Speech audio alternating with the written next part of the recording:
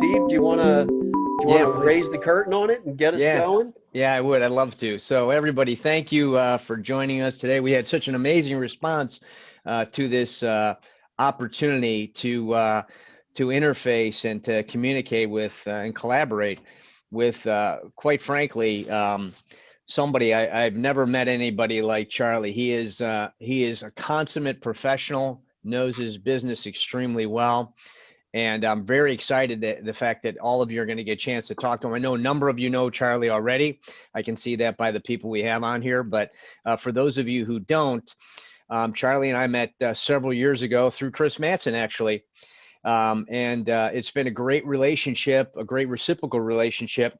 And that's one of the things that Charlie's an expert at is networking and building an alliance. And so that being said, I'm not going to say anything more other than everybody, thank you. Really excited to have you all on here. And I'm going to turn over to Charlie, and I'm sure there's plenty I'm going to learn here today as well. So thanks again. And Charlie, with that being said, it's off to you.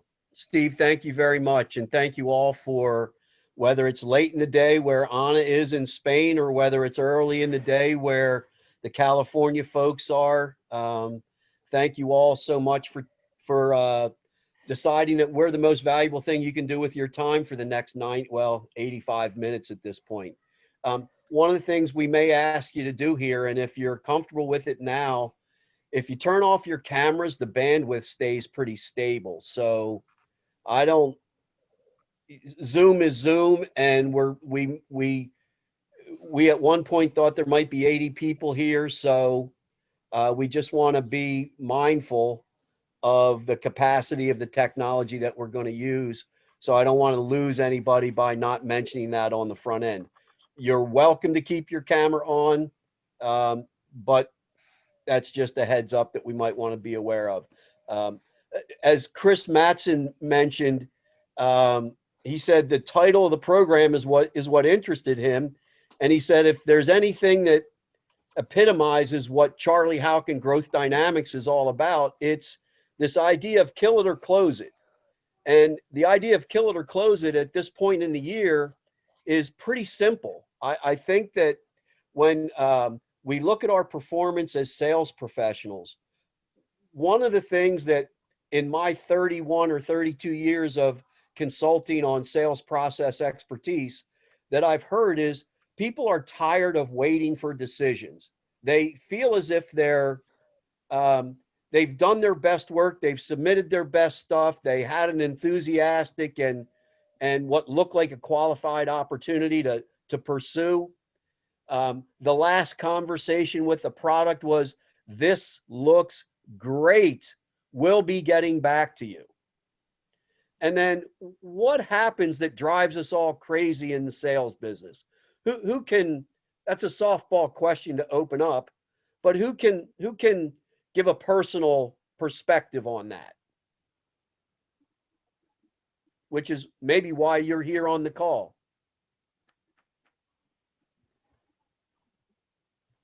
Uh-oh, tough crowd.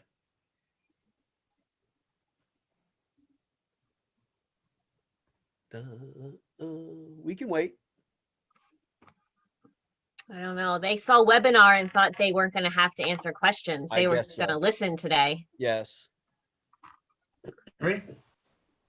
Drinking. Just a non-decision is drives you nuts. Yeah. So Mike Gable, that's you? Yes.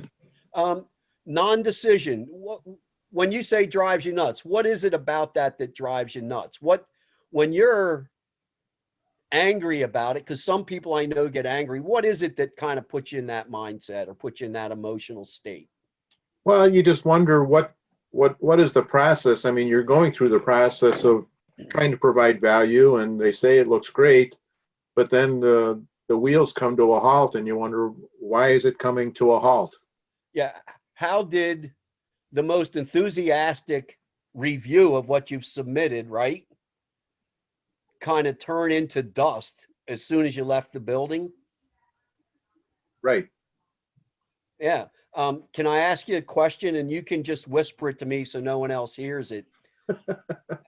How many times does that happen to you during the year, and what do you think it's costing you to chase people that don't want to get caught? That's a good question. I never really analyzed it, but it does happen. Okay. Anybody else want to pick up where Mike took us? Charlie, I'd like to say that the indecision is probably the most common decision of most buyers that I deal with. Okay. It's the answer that I typically get. And so I love to end my conversation with the buyer with going into a very uncomfortable spot and just openly asking them, I have a feeling you're probably not going to want to make a decision anytime soon. Can we talk about why that is? You seem to love the product. I'd love to know what your timeline would be. Otherwise, let's move on to another subject. And it puts them in a very uncomfortable spot, but we need to go there to be able to close it or kill it. Yeah, and Chris, you're an impatient SOB, correct? Correct. And so what are you doing? Are you really doing it for them, or are you doing it for you?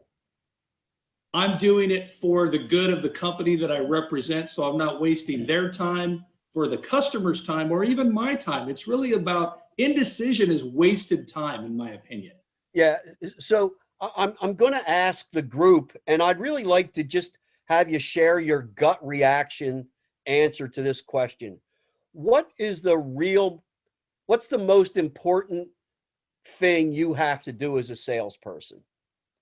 So anybody, just when you are doing your job the best that it can be done, what is the one thing that you've got to be the most committed to doing? Somebody? Please. You can also use the chat if you would like that feature instead of muting and unmuting. And I'll share. Charlie, I would say just asking the right questions consistently. That's pretty good. I think there's something better than that. Brad Hoffmeyer says make things move, progress, moving business forward, solving problems, getting decisions.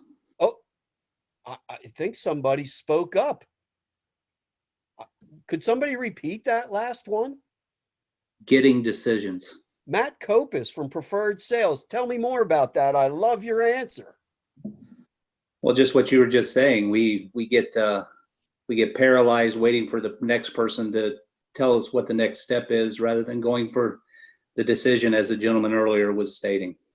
Yeah, our business is, I saw Becky's answer, providing solutions. Look, we can't provide solutions unless someone decides to implement them. So providing solutions to someone that's not going to make a decision to do it or make a decision to open their wallet, that's a real challenge. So if there's one of the things I'd like you all to walk away from this program today and to take out of 2020 and into 2021, you've got to be the most committed decision maker in every process that you pursue, every opportunity, even if that decision happens to be what? Even if the decision is no. Yeah, even if you're going to get a no. You've got to get enough no's to have enough yeses in your mix. So we've got to learn to not be afraid of no, or categorize it as this is failure because I didn't get everything I bid on, submitted on, or pursued.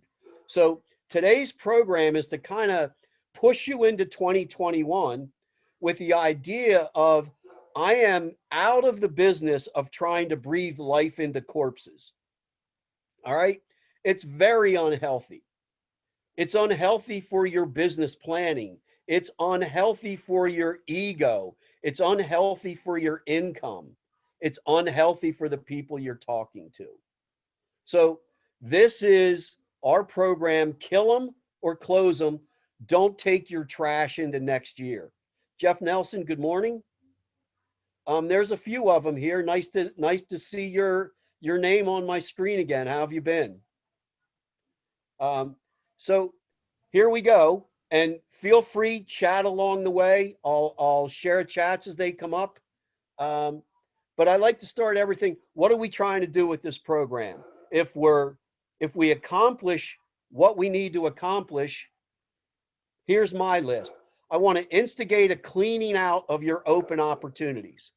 So I want you to have a feeling that a lot of what you think is potential revenue needs to be eliminated. Let's get it off the charts. Let's get it out of the pipeline and tell ourselves the truth. I want you to become the most decisive salesperson you can be. And your job is to collect decisions. It's not to drive around and have a bunch of conversations. We are not in the discussion business. We're in the decision business. I want you to learn that you can survive not winning a sale, even if it's the biggest opportunity you see in that 12-month period. So we can't be afraid of losing. We can't let it dictate our sense of accomplishment or our self-worth as a salesperson or a human being.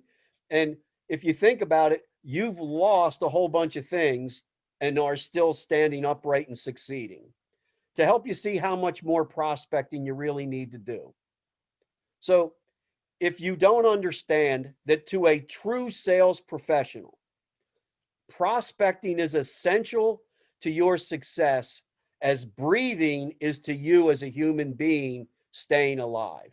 So we've got to create a mindset that if I don't do anything today, I've got to prospect. I've got to prospect. And there's a lot of reasons why, which we'll talk about here. Anybody want to react to any of the 4 points that are on the screen? I'd love to hear if anybody says that one is something you really rely on, or I've never thought about that. All right, I won't chase people. That's good. Sarah, would you advance the program? At its best, the language of sales is one in which a complex thought is simplified. So a complex thought, all these ideas about what do we need for a solution? How do we diagnose? How does my world fit with your world? So it can be pretty complex, and some people in sales actually think it's better because it's complex. I'm not one of them, but we've got to understand it's a language. It's a process. Vexing decisions are reduced to their obvious conclusions, and a lack of clarity becomes crystal clear. So sales should be this simple process instead of turning it into something that becomes cumbersome, uncomfortable, and for a lot of people, highly unproductive.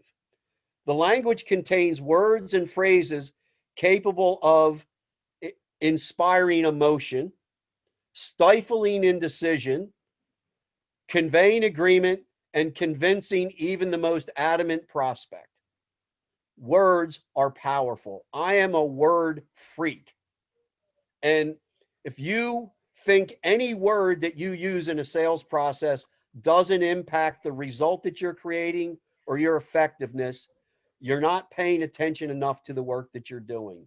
And if you don't understand every word that comes from a prospect has a purpose in the conversation, you're not as present as you need to be at your best. All right?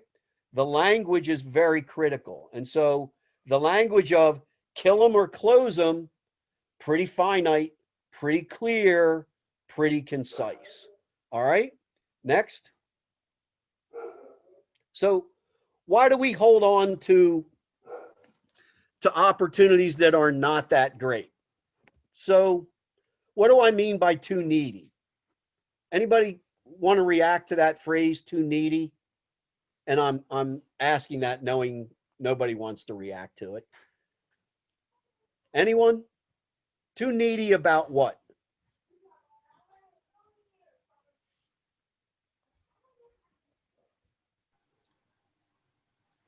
Well, too needy can be due to you trying to achieve sales. And if you don't achieve, your job can be on the line. So people do become needy in the sales field.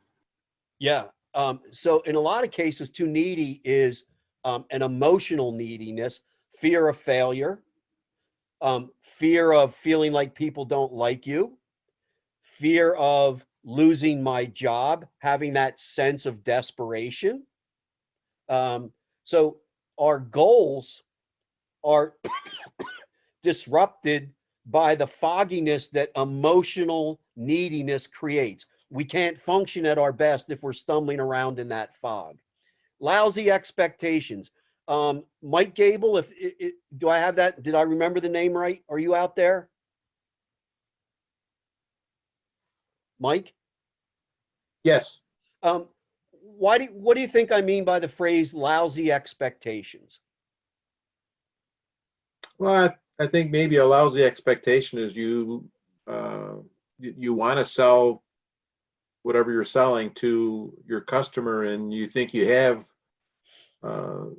the best widget, and they don't buy it. And so what's the expectation that's lousy in that case? Because I like where you are with your response. Thanks for probably not asking the right questions. Some of the lousy,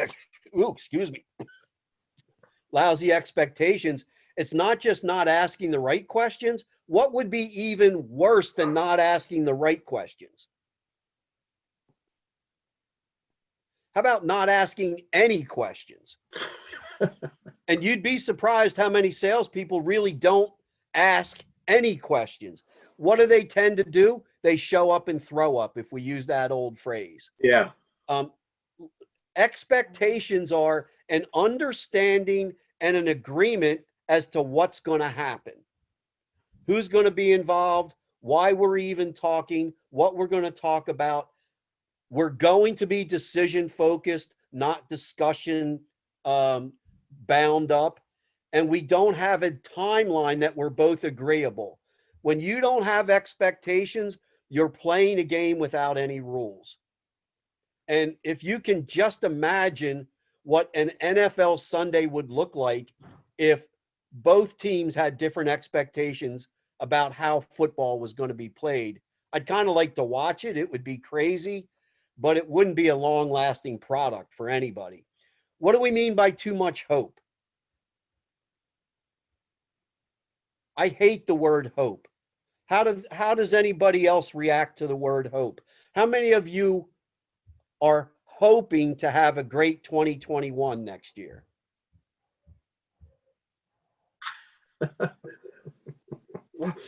Connotates a lack of planning. Go ahead, Alan. Well, the hope thing. If I show up, I hope something will happen. Yeah. All right. There's no plan involved. Yeah. Hope is not a sales strategy. And for those of you that might be business owners or sales team leaders, if you start to listen to the language of your salespeople, how did that meeting go? What's an answer that you might hear that includes the word hope? There was no plan. Yeah. Well, I hope to get an answer from them next Tuesday. I hope to follow up by the end of the month. I hope we got the right price. Anytime that you hear the word hope in a conversation about sales process success, you have set yourself up for an unnecessary amount of work and a good chance of needing to kill it or close it sometime later under different circumstances. Do not allow hope to be any part of your sales thought process. What do I mean by a BS meter being broken? What's a BS meter?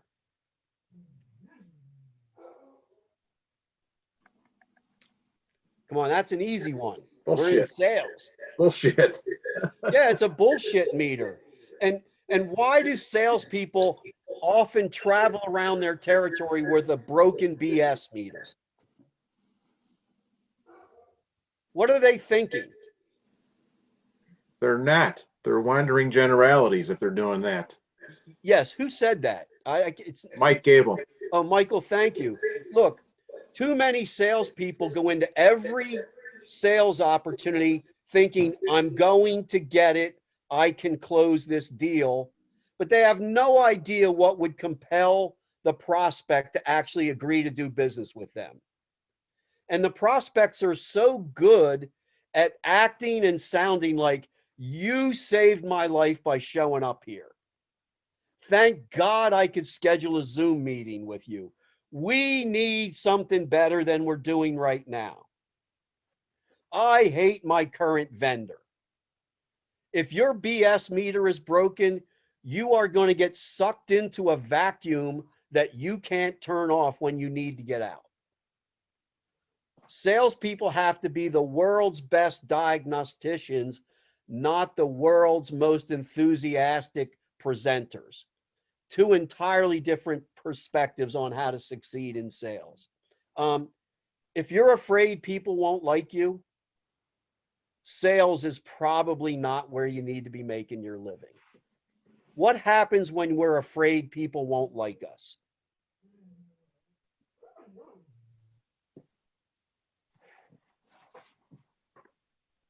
Anybody? You don't challenge yourself. You don't ask questions. Yeah, you won't get uncomfortable. Yeah, Jeff Nelson has exactly right. You won't ask the tough questions. The questions about why you won't get a deal instead of telling people why they should give you a deal. You won't ask people to make commitments on deadlines and timelines. You won't ask them to bring the right people into the room that should be there to begin with. If you want to be liked more than you want to get a piece of business, you'll have a lot of friends that need to invite you over to dinner because you can't afford to buy your own. All right? Sales is a tough business. You should be friendly, but really be careful about trying to make friends with everybody. It's a significantly different attitude about what we do with our business success. All right, Sarah?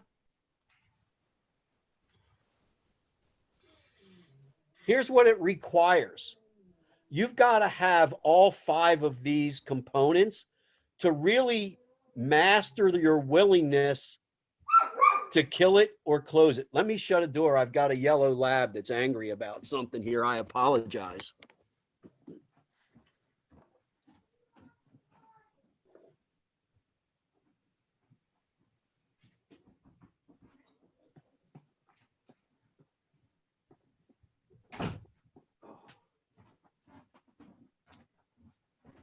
Thank you. I apologize. I wasn't expecting her to be where she was.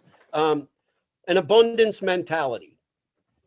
If you don't have an abundance mentality every day, every minute, you are going to want to squeeze the life out of every opportunity until it bleeds or you bleed. An abundance mentality gives you the power to say no. I don't have to have every deal. I can find a better opportunity. I can't make you buy, but you can't make me stop prospecting. There's opportunities in the marketplace. We've got good products, good services, fair value pricing. I'm not right for everybody. I'm going to keep moving. There's abundance in the marketplace. A total commitment to prospecting. If you are a conditional prospector or an occasional prospector, you're not nearly as productive as you could be. If you're having a lousy week, the best way to get out of a lousy week is to just pick up the phone and prospect. And how long does it take to prospect an opportunity? Can anybody tell me what you think the time requirement is to prospect an opportunity? Charlie, I think it depends upon the opportunity, but I mean, we do a lot of survey calls on restaurant chains. Just by walking into the store and evaluating what they're using, we can determine whether there's an opportunity there or not within 5 minutes. Okay. But if you're going after a large university and there's multiple decision makers and multiple cafeterias, and it's a bigger prospect, it might take a week to figure out whether you've really got an opportunity there or not, based on all these different people having input. Now, those are all valid points. I want to, how many of you have said, I was really going to do some prospecting this week, but I got too busy to do prospecting? Who can be brave enough to put their hand up and say, you know what, I've got to admit that I did that. I got too busy to prospect. I can vouch for that one. Had a 3-day conference this week, so Monday and today, and it was like, no. Don't have time for prospecting. Let's just satisfy the existing customers. Okay, that's a good one. Somebody else. Come on, don't let 5 people dominate the call here. We've got a lot of people on this on the list. Step in.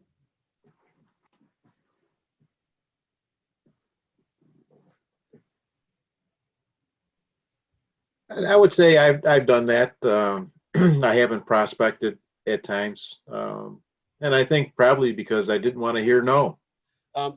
You're the bravest person in America today, Mike Gable. Thank you. Everybody should send you a Christmas card for telling their story here this morning. I love having you on this call. Thank you. Come on, how about somebody from, is there anybody on here from Texas? Or you're not going to admit it? What's the purpose of prospecting? Prospecting has one goal. What's the one goal of prospecting? It sustains your abundance mentality. Yeah, that's you're a step out further. I agree with you. I want to get it more. The functional act of prospecting. What should your goal be when you prospect? Keep your Finding pipeline full. opportunity. Keeping your funnel full. I did. Was that you, Michelle? Jessica Gibson. Oh, Jessica. I like that. Who else had an answer?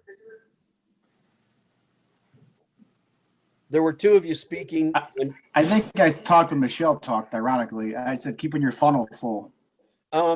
Here's what it is. And I really believe it's this simple. Prospecting is asking if I can make a scheduled sales call with you. That's it. It's not selling. Prospecting and selling are 2 different steps in a successful sales process. Can I talk to you about this?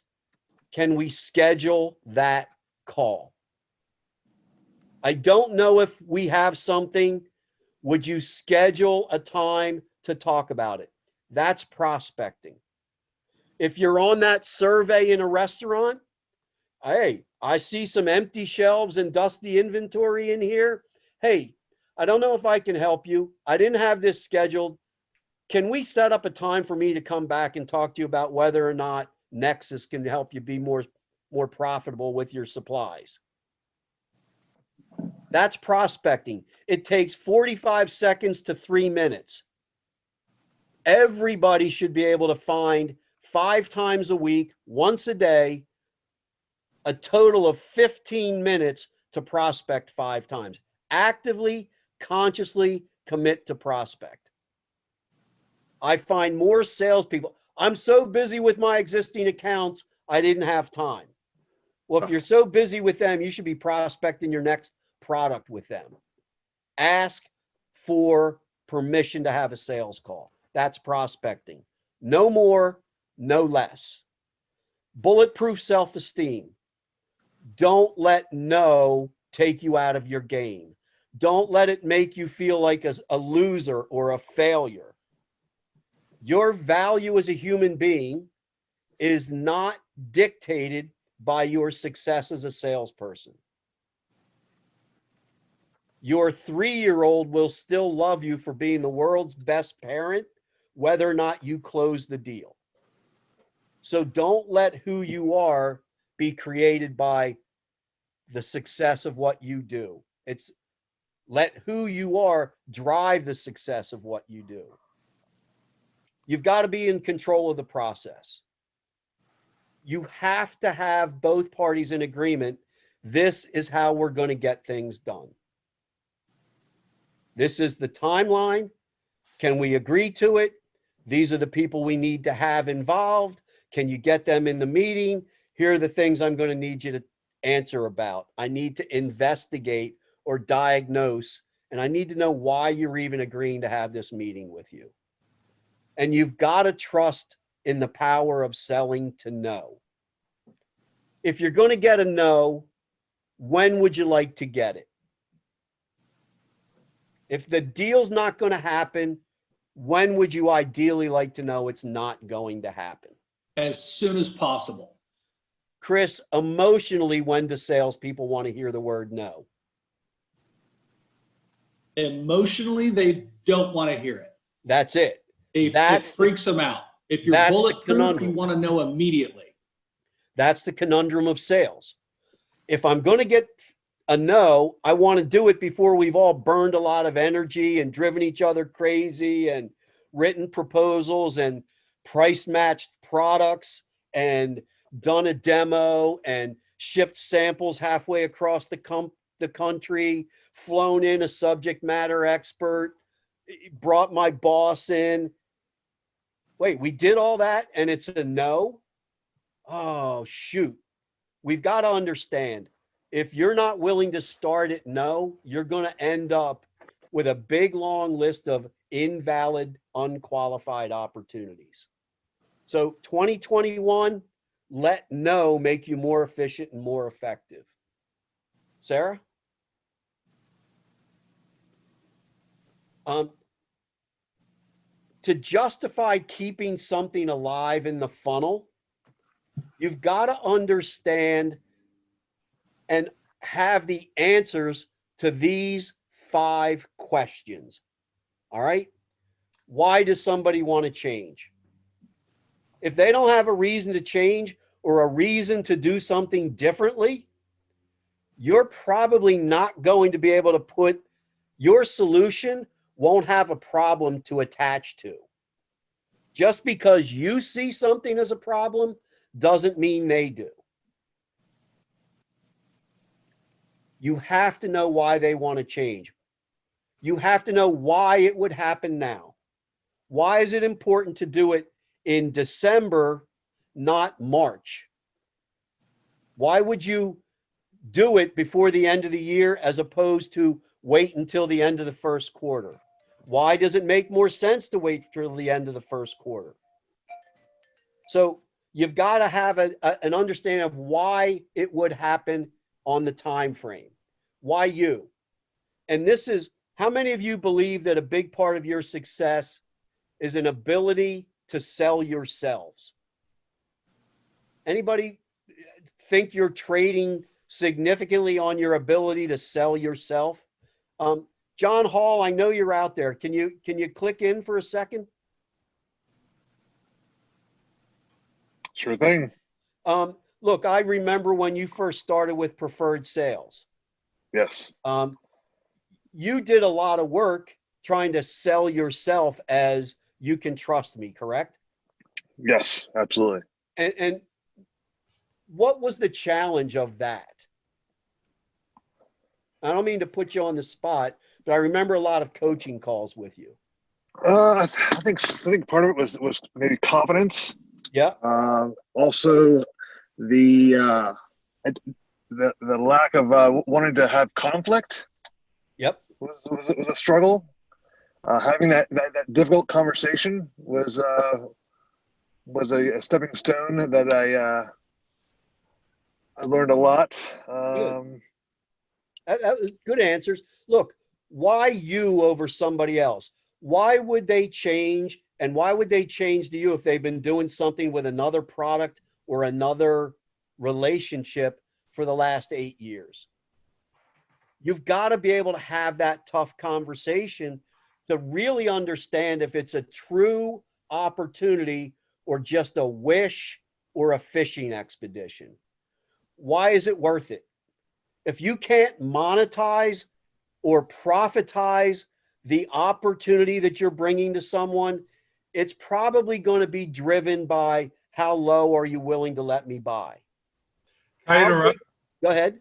Howard? Well, to get to the answer to your question, one of the things questions I've always asked my my accounts, whatever I'm showing them, I always ask, what do you like about what you're using, and what do you not like about what you're using, whether it's a distributor or it's a specific product.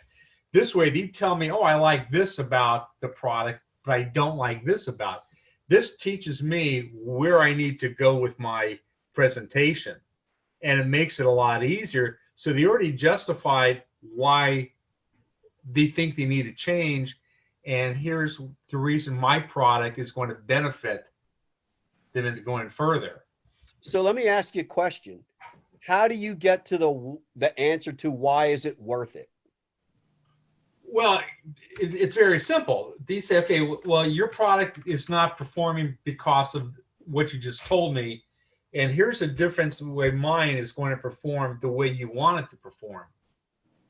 And okay. So you say, you show them the product and you say, okay, am I right or am I wrong in my thinking? And you usually say, you are right. Your product is better for this particular reason. And that also helps take the pricing a little out of the equation, just a little bit. Obviously, if you're going to be 20, 30, 40% higher, you're going to have to justify that. But if you say, okay, it's going to be better for you for this reason, it's justified X percentage higher for your needs. Yeah. So here's a situation I want you all to think about. I'm going to, for this conversation, believe that each and every one of you has a will. Okay. Nobody wants to talk about dying, but I think sometimes the analogy is worth it. We all want to make sure that when we leave this earth, that our legacy, on the emotional side, we've created a good story for people to remember us by. But for a lot of us, we want to be able to leave the results of our success to the people we love and care about the most. And so typically, I don't know, how many of you could tell me what you'd be willing to pay an attorney to help execute your will? What's a good going rate for someone to help you write a will for you and your estate? Has anybody done it recently? $1,800. $1,800. That's probably fair. I did mine a long time ago. I'm an old fart. So I think that's a fair rate. What's the risk of doing it on your own, or what's the risk if you've got a $250 or $200 million estate? Would you pay $1,800 to have that estate put in the correct document, or would you pay $50? It's not the price of the product. What really drives the answer to why is it worth it? Have it done correctly. What happens if it's not done correctly? What's the problem I can help you avoid, or what's the problem that we can fix that's currently in place? If you can't get to the problem and the cost of the problem, you're going to try to talk people into deals that are going to get wrapped around the axle of price or fee, whatever it is. The last one is, why can't it work? You've got to be able to understand why you're not the right opportunity. Why will we run into a ditch? What's going to sidetrack this, even if we really want to work with each other? What's going to kill this deal before we get a chance to put ink on an agreement? You should always be open and honest about why you might not be the right fit. If you're going to get to know, the answer is usually in one of those first conversations. You've been working with Bob forever, and I understand he's your brother-in-law. We're not the low price provider. We can't get it to you in the time frame that you're telling me you have to have it in. Your minimum stocking order requirements and ours might not be compatible. We're not part of your buying group. For those of you that are in the manufacturer's rep business, I don't have a lot of experience in this industry at this point. You might not be comfortable with me. All of those things, we've got to be able to put them on the table and have a healthy conversation about how to deal with those truths. Those 5 why questions are always where you can find, why didn't this deal happen? And if you don't have that conversation, you're going to be reluctant to close something because you're still hoping that they're going to buy. We've got to do the tough work to cut hope out of the equation. All right, Sarah? Did you try to kill it? So you've got to be willing to take a shot and say, hey, look, Chris, I know we both like to have an engagement together, but let's talk about why it might not fit.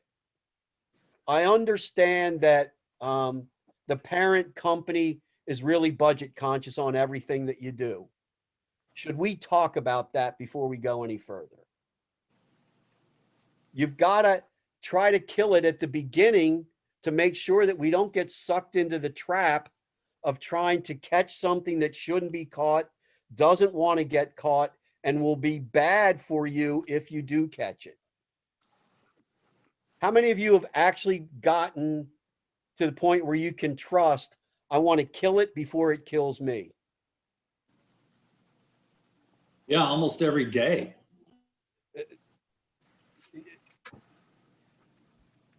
Chris, I know you live there. Who else?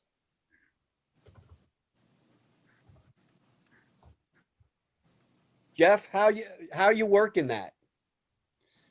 Can you come up live? Yeah, for the most part, if big opportunities, I try and kill them before they get going. I try and find excuses for them why it won't work to see how aggressive they really are to make it work. Say that last part again, please. I try to find reasons why it won't work for them to gauge how serious and how aggressive they are to make it work. Yes. So if they don't really have a compelling reason to keep you in the game, if you try to kill it, what will happen? Oh, then they'll go right along with the excuse, or they'll say, "Oh, no, we'll make this work." Yeah, it changes the pressure, doesn't it? Correct. Yeah. So if you try to take it away and they won't let you go, you have a reason to believe there's something going on here. I don't want to jump too quickly. I don't want to close at the 3rd sentence, because if I try to close at the 3rd sentence, I may end up in a fight that I don't want to fight. If I go slow and I do a powerful diagnostic, and I can get them to monetize what happens if they don't fix it and share with me that they're the one that's biggest risk is getting fired if they keep having a problem, it gives you the opportunity to have that conversation. Don't BS the team or yourself. Don't try to convince yourself that this is a great opportunity. They didn't tell me, but I know. Don't get into that assumption game in sales. It's very difficult. It's very unhealthy. And so we've really got to have an understanding that no changes the pressure. It's not asking to fail. It's asking them to validate their interest and commitment. And you've got to tell yourself the truth. Are they really committed, or are they putting you on a hook and dragging you around? So try to kill it. It's the best way to succeed in sales. All right. Let me ask a question. What do you do when you hear no? Yeah. But no is not now? Because there's been circumstances where I've been in visiting with customers and I didn't get their business. Yeah. And down the road, I revisit with them, later, and they made a change to somebody else. Which answer would you like me to give you? Whatever answer you have. Typically, when I hear that, is there was a gap or a hole in the diagnostic part of the interview. Okay. So there's a bunch of people on here that have been clients of mine for years, and we've had this conversation a million times. The 7 diagnostic questions are really critical to changing interest into urgency. A lot of people that buy believe that the longer it takes, the lower the price will get. Does that make sense? Yeah. So what happens is, if you don't set up a structured sales process that says, I'd like to come meet with you, talk to you about why you even want to have a conversation with us, why you're interested in changing a relationship, and then I'm going to ask you to make a decision if it makes sense to change or stay where you are. Are you okay making that commitment to be a decision maker? And then when you get to the diagnostic stuff, why are we talking? Tell me about it. What have you tried to do to fix it? How well did it work? What's it costing you? What happens if it doesn't change? When you start to have those conversational questions and they hear themselves say, yeah, it's costing us about $250,000 every 6 months. It's costing me 20% of my sales success. I can't, I'm being evaluated on performance and I'm really struggling with things. We keep having project overruns. If you don't get people to that emotional context of, I'm scared of what they're thinking about if I don't fix, amend, change, adjust. Urgency comes when people become emotionally involved. You probably missed the emotional connection. The next guy came in and just happened to be lucky that you were there before. Does that make sense? Yes and no. What's the no part? I'm curious.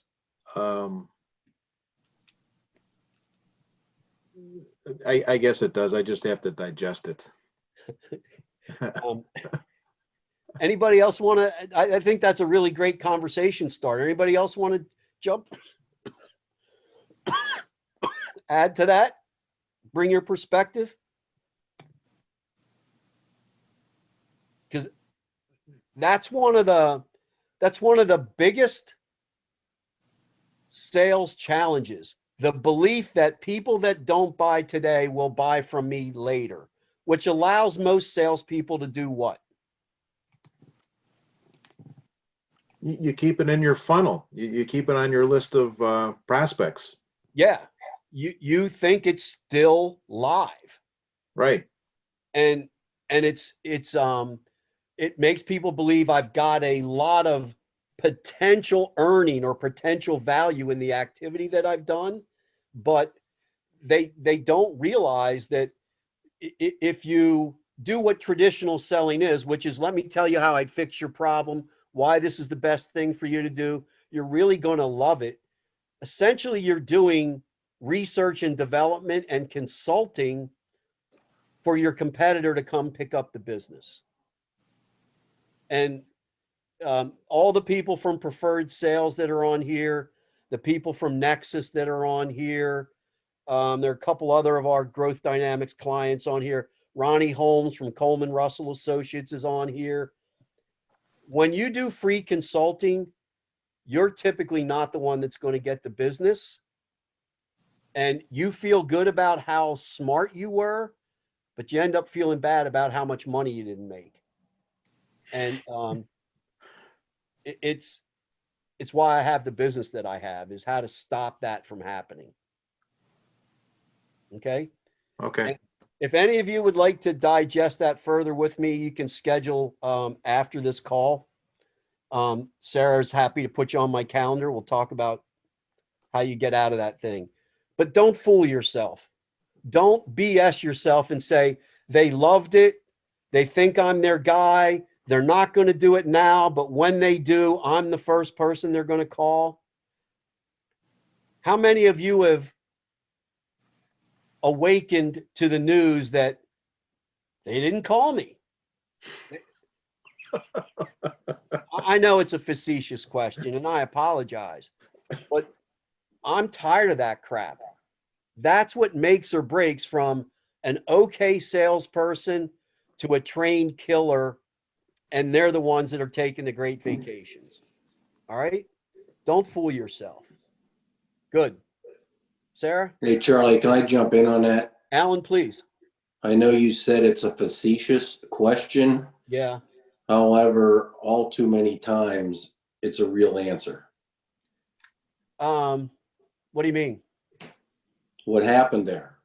Well, they said they'd get back to me. They never called me back. Right. Oh, really?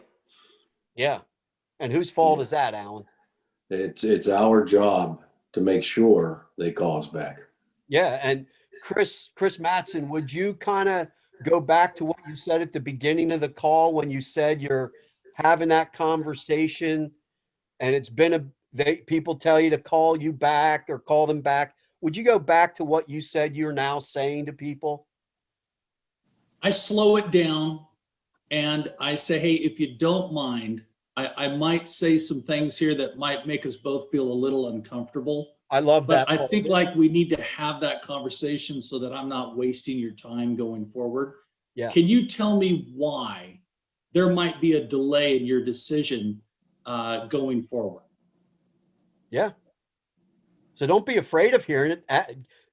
Put it right there on the table so you can both look at it and see if it's the truth or a stall and objection, right? Right. If you're going to get a no, Mike Gable, if you're going to get a no, do you want to be in front of them when they tell you no, or do you want to be in some other place at some other time? I'd prefer to be in front of them. Yeah. I don't think anybody on this call wants to hear remotely, by the way, we picked your competitor. If they're going to back out, if they're going to bring you in and tell you how awesome you are, and you're not going to get the order, I want to have that conversation live right then and there. This is tough stuff. Oh yeah. But I'm all about time, shortening the sales cycle. If you're taking 5 contacts to close a deal, whether it's a yes or no, my gut belief is you should be doing it in 2 or 3 if you do the 2 or 3 correctly. Your process will actually have a slower pace, but a faster result. And that's what we really need to see salespeople do. The market's becoming more and more competitive. Our employers, whether it's a principal manufacturer and you're a rep, or you're a salesperson and it's your boss, they want better results every year with the same amount of time invested. So what does that force us to do?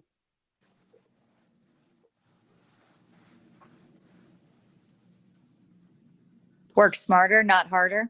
Yeah, you got to develop a tool chest that produces the same result with less effort, less aggravation, and a more reliable outcome in less time. I don't want anybody on this call to be wildly successful but not have the time to enjoy their success.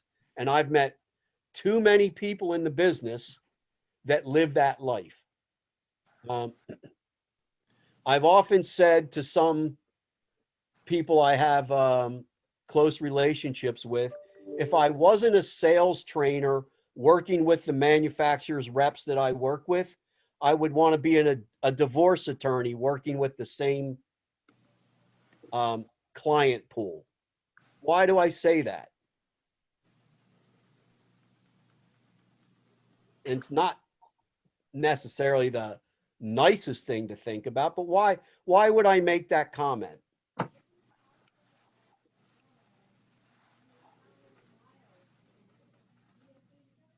You're all too polite today. Stumped. Go ahead. I guess it would be that you would have a good understanding of your audience.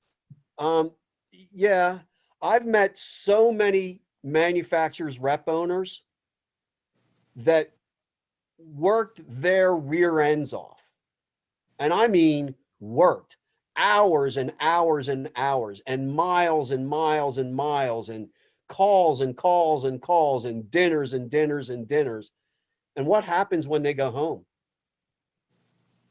And this is sad to me. What happens when they go home?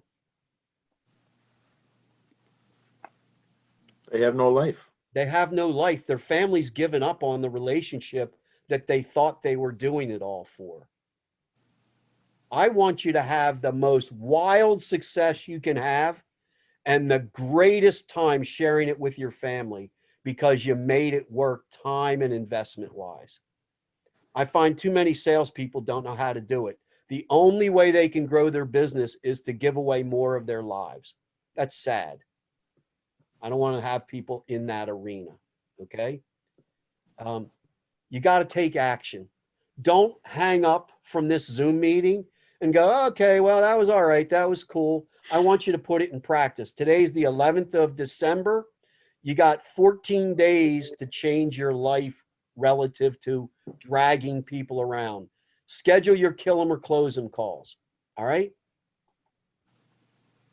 Put it on your calendar. I'm taking 3 hours next Wednesday and I'm going to call all these people that are in my funnel and I'm going to have a kill it or close it conversation with them. And after that, you do it once a month, every month for the rest of your sales career. All right. Find the guts and get emotionally ready to hear a lot of no's. But you should also be ready to have a lot of relief or emotionally ready to realize what? I don't have as much business as I thought I did. I've got a lot of dead wood in my fire pile, in my firewood pile. I can't heat my house with that stuff. It's not going to burn because it doesn't really exist. Got a high bullshit meter. Yeah, and the person you're bullshitting is yourself. All right? Sure. Practice the process. Practice the process. And then make the calls. Don't think about making the calls.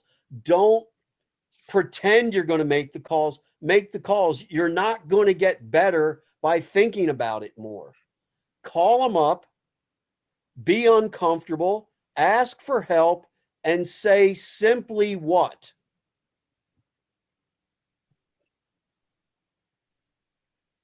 It's not as complicated as everybody thinks it is. What's the one question you've got to ask in a kill it or close it call? We didn't get the business. Is there a reason, a real reason for me to believe I should keep following up with you? Or are we done? You got to do it. Don't be afraid of it. Tell yourself the truth. I didn't get it done. And then look at your results and realize how good are you really? Am I a 20% closer, a 50% closer, or something in between? But you'll start to know if I make 5 calls and I get 3 no's, what will you also find in those 5 calls? Hey, Charlie, can I ask you a question? Sure, Chris. You know, with COVID right now, we're not, especially in California, everything's closed down. So we don't really have that face-to-face with the customer that we've had in the past. A lot of what we do is through email or over the phone or via video, right? Conference call. Yep. You know, email, it seems like we get lazy and we sell a lot through email. And if we get lucky, we close the deal just by sending an email proposal, right? Yeah. Is selling through email different in any way? Because sometimes typing those provocative words, because I think what we're talking about is highly sensitive and some customers can take it the wrong way. Is selling through email different? Can you comment on that? I'll say this. No, unless you're just throwing things at the wall, hoping what you put in there is compelling enough and it elicits a response. Okay. this year has taught everybody that, and this is why Steve Turner you should all be talking to Steve Turner about time every day. I find I don't do anything. That's not fair. I do 99% of what I do in a scheduled interaction. I do not take more than 3 unscheduled calls a week. I got one guy that's a client. He calls me. It always happens at 4:45 at whatever day. Hey, you got a couple minutes to do some coaching? Okay. I take his call. I know what he's going to do. His couple minutes means 35 minutes to 45 minutes a day. I don't do anything if it's not scheduled. Yeah. I've had so many people say we're so much more productive because you can't just drop a Zoom meeting on people. You got to schedule it. Right. So I'm a believer. Send homework. Here's what I'd like to talk about. Here's what I'd like you to have prepared so we can have a conversation. I want to do some questions, have you ask me some questions, and we decide if it makes sense to continue the process. If you're just, hey, we think we've got a better program than you've got, here's our stuff, here's our multiplier, here's where you can buy it. You can do a lot of that, Chris, and in your business, it will work. You got to put the right context in the subject line for sure. But I think the real selling happens. I have so many people say, don't call me, schedule a Zoom so we can talk. Charlie, I'd like to just tag on to that if I may. Yeah. Charlie and I are of the same mindset. It's pretty amazing how I've realized over the years that a lot of the things that Charlie does, and hopefully you get his Monday morning blog. Hopefully you folks are on that. Make sure you get signed up for that, because it really does help put things in perspective. And what he's talking about here about scheduling the time, it's so crucial. There's too many interruptions during our day. There's too many things that can take us off track, especially at COVID. You're now in your home office most of the time. You don't have the interaction. You don't have that sort of motivation sometimes with working with other salespeople that you might have. You're all dialing for dollars one morning. So my point is make sure you're scheduling this time and get in a cadence. Get yourself some momentum. Make that call, put it on your calendar so it shows up on your phone and your computer so that you actually do it. And when you do that, it's going to make a difference. And to Chris's point about does email work the same way? It can. There's people that I only email now. I don't even talk to them. But that's only if the relationship is strong enough, or there's enough interest for it to bridge that gap. So if you haven't developed, and Chris and I are a great example of that. Chris and I can communicate and get things done via email. But there's other clients I have that we're just not at that stage in our relationship. And that's different than marketing emails. I'm not speaking about the newsletter or the general dub video to try and grab somebody in. I'm actually speaking about moving a sales process forward. So keep that in mind. Yeah. Thanks, Charlie. I think that if the agreement is we're going to communicate, it's expectations again. The expectation is the next step will happen in email. Then the next step is scheduled. I do a lot of that. But you got to know what the expectation is, and you still got to be able to put a compelling conversation in the email, not a bunch of data. Data and email. I can't remember where I saw it, and if you Google worst subject lines for business, they'll tell you don't put this in your subject line. It'll kill your email right away. It was a really great. I forget where I found it one day, but. Look, report the results. Schedule your kill 'em or close 'em call. What's it sound like to make a kill it or close it call? Anybody want to take a shot at it? Or role play it quickly with me? I'm happy to be the salesperson if somebody wants to be the prospect on the other end. Come on, this is your chance to be tough on me.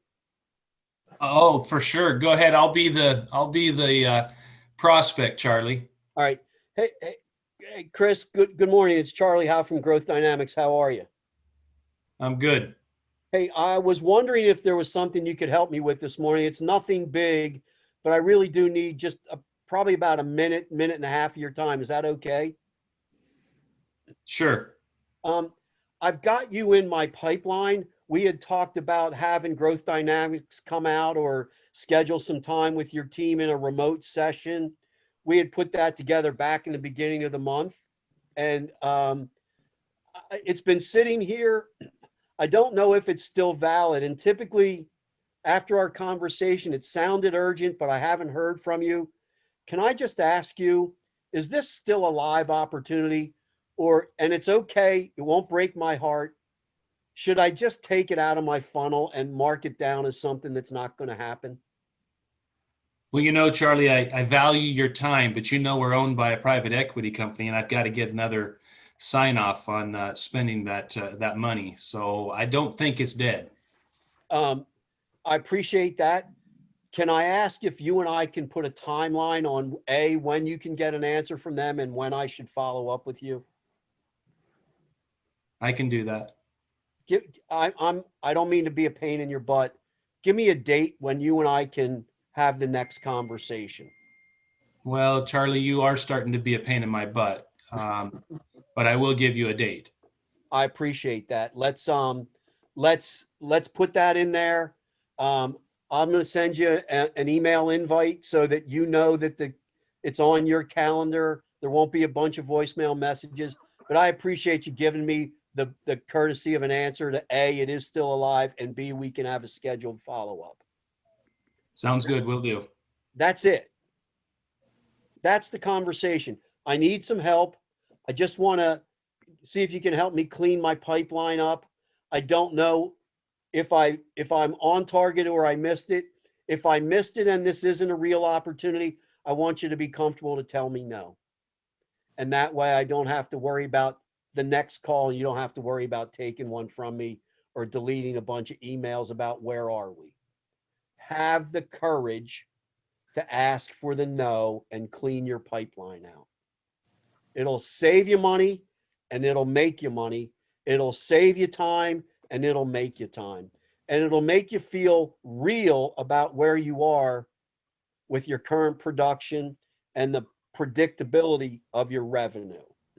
Don't let fear of no stop you from making those calls. All right? Thanks for doing that. Hey, Charlie.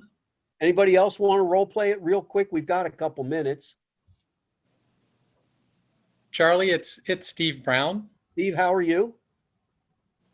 I'm good, thanks. I just to piggyback off of the last couple of minutes of conversation. Yeah.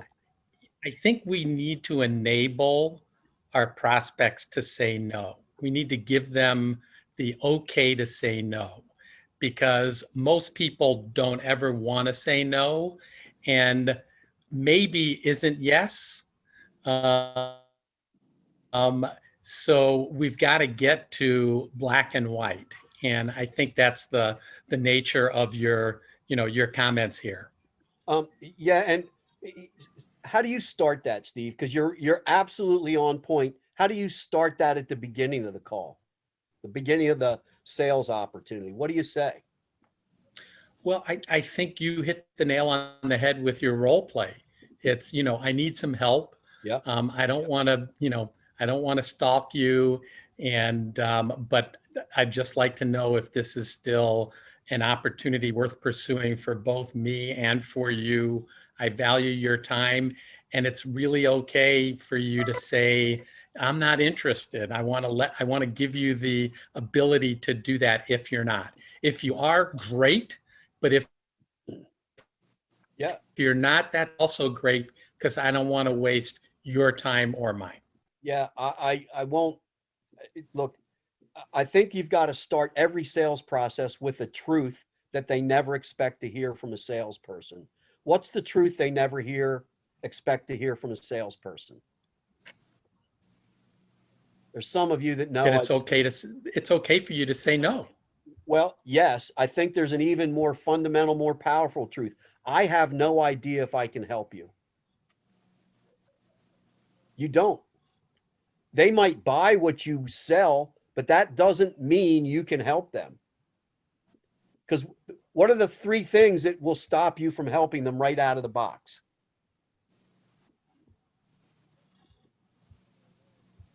We're not the right price, previous relationship, and your timelines. I can't match your timeline. If we can't get past those 3 things, there's no presentation in the world that's going to make that happen. So let's just start selling with the truth. I have no idea if we're going to be able to do business. Why did you want to talk to me? Can we have a conversation about it? Stop selling and you'll actually sell more. That's my message to everybody. Stop selling and you'll actually sell more. All right. Quick, Steve, do you want to close us down? Yeah, I'd like to say, wow, the great interaction here, and we kept everybody engaged. I could see by the numbers of everybody on board. So I just want to thank everybody for taking some time, and hopefully this helps you as you plan for 2021 and see what can be wrapped up for 2020. I encourage you to interchange with Charlie and get continue to get good information from him. He's like nobody else I've met in this industry, and I really appreciate you making yourself available for this, Charlie. Thanks again. You and Sarah, thank you so much. Thank you for grabbing your network and inviting them. Everybody, look, some of you I'll be talking to, some of you won't. Have a great holiday season. Make a decision that you have the power, the capacity, and the commitment to make 2021 everything you want, regardless of the mask wearing realities that we are all dealing with. Go make money. That's why you're in sales. Take care, everybody.